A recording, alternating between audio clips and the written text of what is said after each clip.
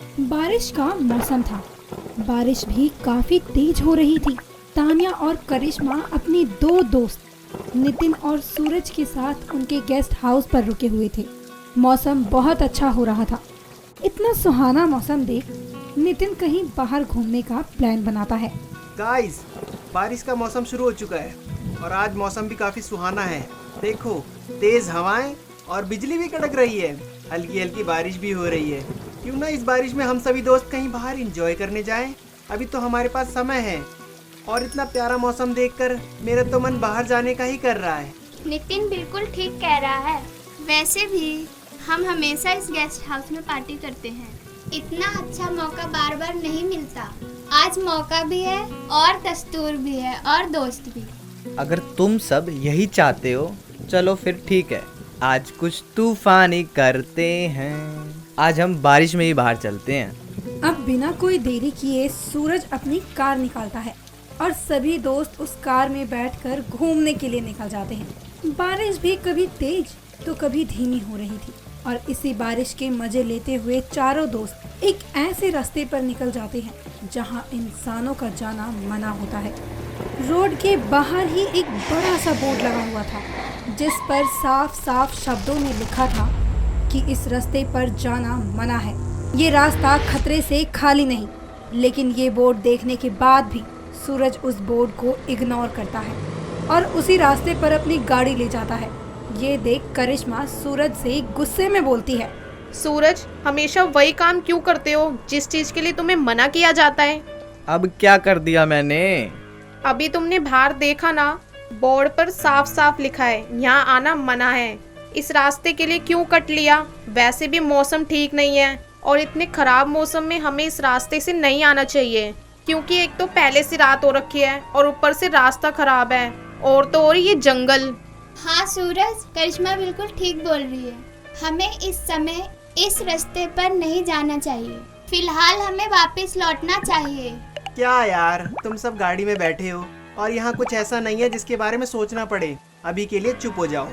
तुम दोनों वैसे भी किसी की बात नहीं मानते। अरे कभी कभी लड़कियों की बात मान लेना ही सही होता है। चिल बेबी, हमें कुछ नहीं होगा।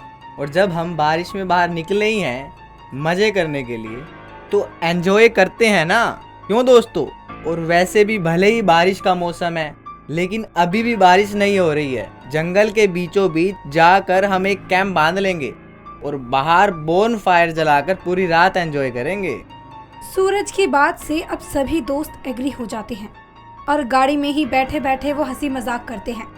जोरों शोरों से इस बारिश को एंजॉय कर रहे थे, पर करिश्मा को सूरज की हरकत पसंद नहीं आती और वो नाराज होकर अपना मुंह खिड़की की तरफ कर लेती है और बाहर की ओर देखने लगती है। बाहर बारिश लगातार हो रही थी कि तभी करिश्मा की नजर एक औरत पर पड़ती है जिसने सफेद साड़ी पहनी हुई थी। उसके लंबे नाखून थे, उसके लंबे बालों ने उसके चेहरे को पूरी तरह से ढका हुआ था।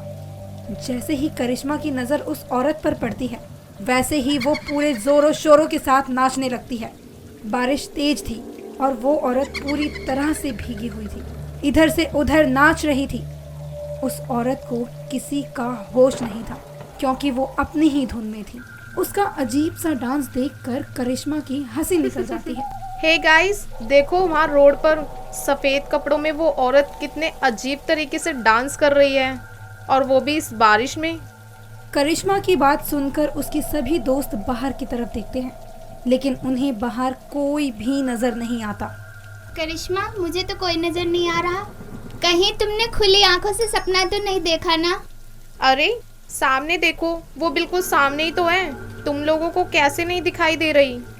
इतना बोलकर जब करिश्मा दूसरी तरफ देखती है तो वो औरत करिश्मा को इस बार नजर नहीं आती, जिस वजह से करिश्मा काफी डर जाती है। कहाँ गई? अभी तो वो औरत यहीं डांस कर रही थी, लेकिन अचानक से कहाँ चली गई? सूरज यार, मुझे लगता है करिश्मा का भी ना बारिश में डांस करने का मन कर रहा है। वो भी मोरनी बनना चाहती है, इसलिए एक काम कर, तू कार में म्यूजिक चालू कर दे। ओ प्लीज शट अप यार, मैं मजाक नहीं कर रही। सच में मैंने देखा था, वहाँ कोई लेडीज डांस कर रही थी और वो बहुत अजीब थी। करिश्मा, मजाक बहुत हो गया है। अभी तक तो तुम गुस्से में थी, लेकिन अब यार सूरज, तुम मेरी बात पर विश्वास क्यों नहीं कर रहे हो? अब भला मैं तुमसे झूठ क्यों बोलूंगी? करिश्मा की बात पर कोई विश्वास नहीं करता, बल्कि उल्टा उसके दोस्त उसका ही मजाक बनाने लगते हैं। लेकिन तभी गाड़ी अचानक से खराब हो जाती है, जिस कारण वो सारे दोस्त गाड़ी से बाहर आते हैं। यार तेरी गाड़ी फिर खराब हो गई। हमें तेरी खटारा गाड़ी में आना ही नहीं चाहिए था। अगर मेरी गाड़ी में नहीं आता तो किसकी गाड़ी में जाता? तेरे पास खुद की गाड़ी है क्या? और इसे खटारा मत बोल, समझा? ये गाड़ी है तभी हम लोग यहाँ आए हैं, नहीं तो अभी तक हम गेस्ट हाउस में ही पार्टी कर रहे होते। अरे यार, तुम दोनों लड़ना बंद करो और ये सोचो इतनी रात को हम किससे मदद लें। यहाँ आसपास तो कोई है भी नहीं और दूर दूर तक कुछ नजर नहीं आ रहा और फोन में नेटवर्क भी नहीं है। तीनों दोस्त गाड़ी के पास खड़े थे। गाड़ी को ठीक करवाने के लिए आसपास अपनी नजरें घुमा रहे थे। वो सोच रहे थे कि उन्हें कहीं तो कुछ मिलेगा, लेकिन उन्हें कुछ नहीं मिलता। इसी बीच वो देखते हैं कि करिश्मा उनके साथ नहीं है। ये देख सूरज बोलता है, यार अब ये करिश्मा कहाँ चली गई? क्या करूँ मैं इस लड़की का? अरे गुस्से की भी हद होती है। अब गुस्सा बंद करो और चलो पहले करिश्मा को ढूंढते हैं। हम तीनों तीन तरफ चलते हैं, जिसको पहले करिश्मा मिलेगी वो इस गाड़ी के पास आ जाना। नितिन की बात सुनकर सूरज और तान्या हाँ में सर हिलाते हैं और इस तरह वो तीनों दोस्त करिश्मा को ढूंढने के लिए कार से छाता निकालते हैं और अलग अलग रास्ते पर निकल जाते हैं। तो वहीं करिश्मा, जो जंगल में अकेली थी, उसको अपने चारों तरफ सिवाय जंगल के और कुछ नजर नहीं आ रहा था। करिश्मा डरते हुए आगे की तरफ बढ़ रही थी कि तभी एक बार फिर उसकी नज़र उस औरत पर पड़ती है जो डांस कर रही थी। उसको देख एक बार फिर करिश्मा बेहद डर जाती है। इस बार करिश्मा उस औरत के काफ़ी नज़दीक थी। उसको इस तरह डांस करता देख करिश्मा डरते हुए उसके पास जाती है। कौन हो तुम? और तुम यहाँ जंगल में क्या कर रही हो? करिश्मा आगे कुछ बोल पाती उससे पहले वो डांस करती हुई लेडी उसके पास आती है। उस लेडी का चेहरा भयानक था। उसके चेहरे को देख करिश्मा काफी डर जाती है।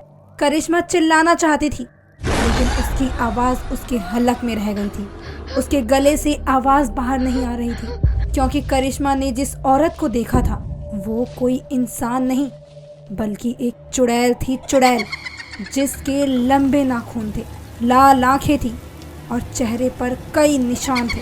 करिश्मा अपने आप को बचा पाती या कुछ कर पाती उससे पहले ही वो चुड़ैल अपने नाखूनों से करिश्मा पर वार पे वार करती है और एक झटके में ही करिश्मा की जान लेकर वहां से चली जाती है। तो वहीं दूसरी तरफ नितिन हाथों में छाता लिए करिश्मा को बार बार आवाज लगा रहा था। यार करिश्मा कहाँ हो तुम? नाराजगी की भी हद होती है। अब नाराजगी छोड़ो और बाहर आओ। काफी रात हो गई है और हम किसी अनजान जगह पर हैं। ऐसी अनजान जगह पर गुस्सा होकर हमसे अलग होना सही नहीं है करिश्मा। करिश्मा, करिश्मा। नितिन करिश्मा को बार बार आवाज लगाता है और उसे चारों तरफ देखता है, लेकिन करिश्मा उसे कहीं नजर नहीं आती। और तभी उसकी नजर थोड़ी दूर पर सफेद कपड़ों में एक औरत पर पड़ती है।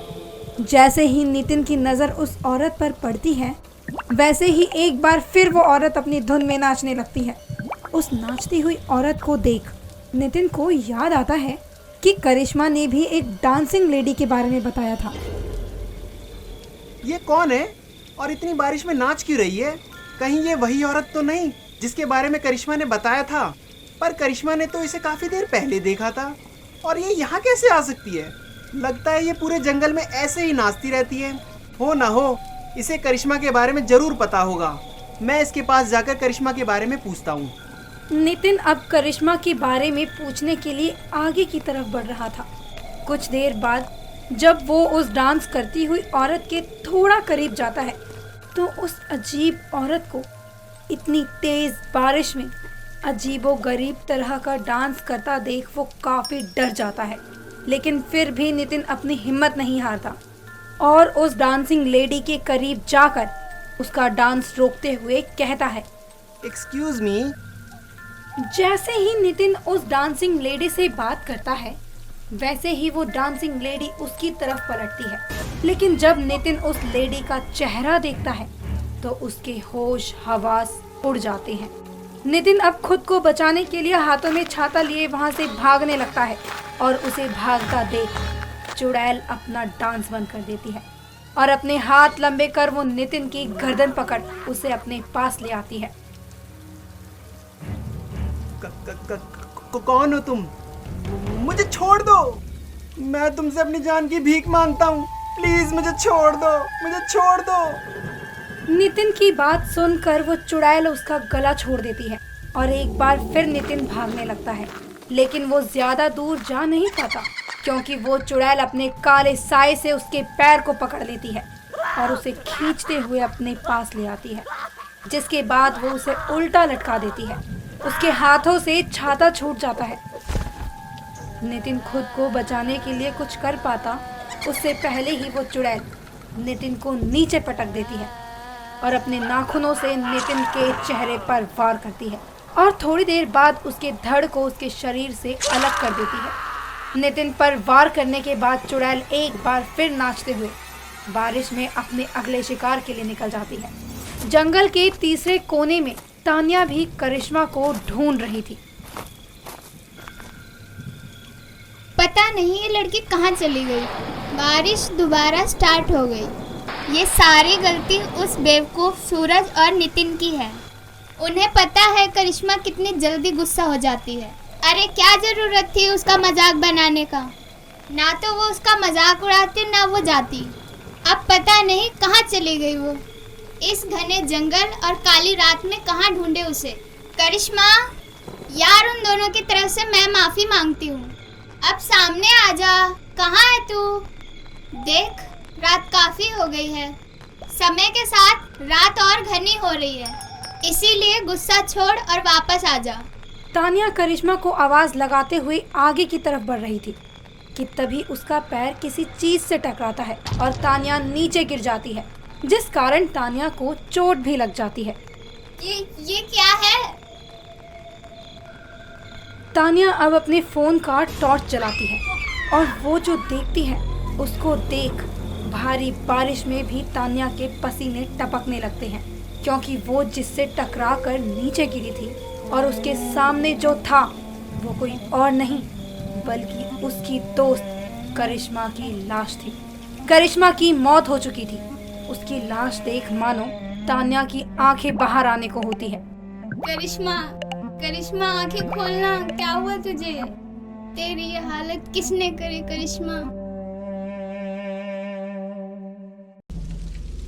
तान्या करिश्मा को पकड़कर जोर जोर से रो रही थी, उसका नाम चिल्ला रही थी।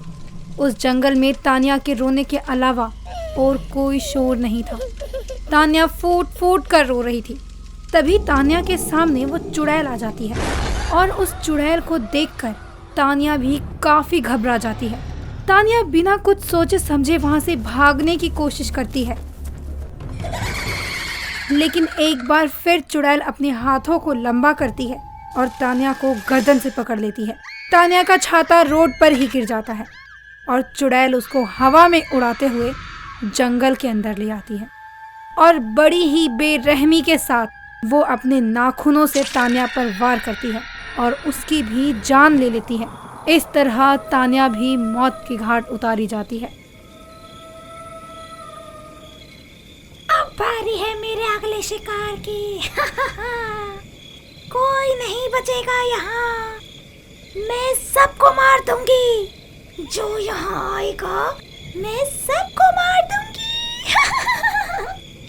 तान्या की जान लेने के बाद चुड़ैल को बहुत खुशी होती है और एक बार फिर वो नाचते हुए यहाँ से वहाँ घूमने लगती है। तो वहीं दूसरी ओर सूरज करिश्मा को ढूंढते ढूंढते थक जाता है और अपने दोस्तों से मिलने के लिए गाड़ी के पास आता है, पर अब तक उसका कोई दोस्त नहीं आया था। जिसके बाद सूरज अपने दोस्तों को चारों तरफ देख आवाज लगाता है। तानिया, नितिन, करिश्मा, अरे यार कहाँ हो तुम सब? कुछ देर बाद सुबह होने वाली है और यह तीनों अभी तक गाड़ी के पास नहीं आए हैं। पहले करिश्मा नहीं मिल रही थी, लेकिन अब तो नितिन और तानिया भी नहीं मिल रहे हैं। अब कहाँ ढूंढूं इन्हें मैं? इतना बोलकर सूरज अपनी चारों तरफ देखने लगता है और गाड़ी पर गुस्से से एक मुक्का मारता है। सूरज एक बार फिर पीछे मुड़ता है और जैसे ही वो पीछे मुड़ता है वो अपने सामने उसी चुड़ैल को देखता है जिसका जिक्र करिश्मा ने उससे किया था। अपने सामने चुड़ैल को देख उसके होश उड़ जाते हैं और उसे करिश्मा की कही हुई बातों पर विश्वास हो जाता है। तुम तो वही हो ना जिसके बारे में करिश्मा ने मुझे बताया था। सूरज की आवाज़ सुनकर वो चुड़ैल जोर जोर से हंसती है और उसकी हंसी देख सूरज अपने पैरों की रफ्तार को बढ़ा लेता है। वो थोड़ी दूर भागता है कि तभी उसकी नज़र उसके दोस्तों पर पड़ती है। उसके तीनों दोस्त तान्या, नितिन और करिश्मा उसके सामने खड़े थे। उन तीनों को देख सूरज उनसे कहता है, तुम तीनों यहाँ?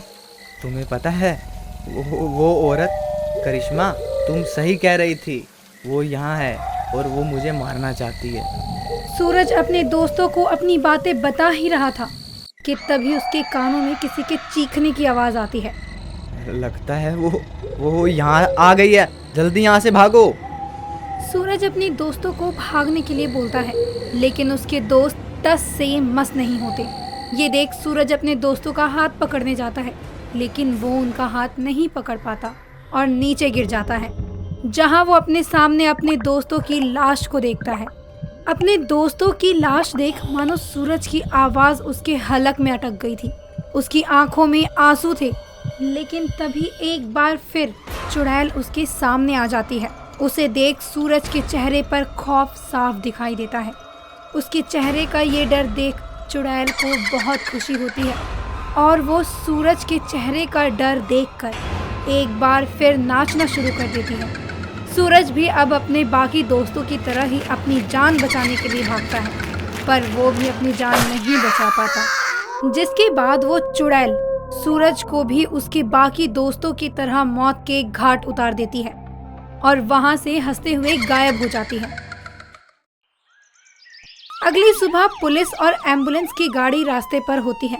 गांव के सभी लोग उन चारों की लाश देख आपस में बात करते हैं।